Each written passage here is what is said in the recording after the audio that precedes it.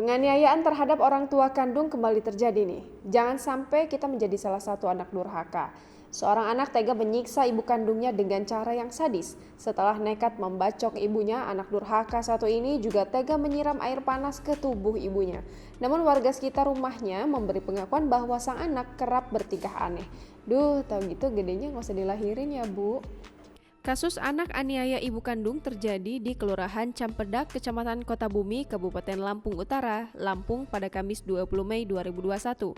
Diketahui pelaku berinisial HA tega menyiram air panas kepada korban bernama Sri. Tidak berhenti di situ, pelaku juga nekat membacok korban hingga terluka di bagian kepala. Beruntung bacokan sang anak yang diketahui berinisial HA hanya mengenai sedikit bagian korban. Belum diketahui pasti apa penyebab sang anak tersebut melakukan penyiksaan sadis itu ke ibunya. Sri dan HA tinggal di rumah hanya berdua. Warga sekitar mengenal HA sering berperangai aneh, namun terus dirawat oleh orang tuanya karena tidak mampu mengobati dengan tuntas.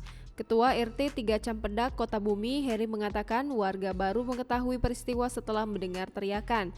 Mereka mendobrak pintu dan mendapati wanita tersebut berlumur darah dan sekujur tubuh tersiram air panas. Peristiwa itu, kata Heri, terjadi pada Kamis 20 Mei 2021 sekitar pukul 13.00 waktu Indonesia Barat. Saat ini menurut Heri, Sri masih mendapat perawatan di RSUD Ria Cudu Kota Bumi, Lampung Utara. Sedangkan HA sudah diamankan pamong setempat dan petugas kepolisian.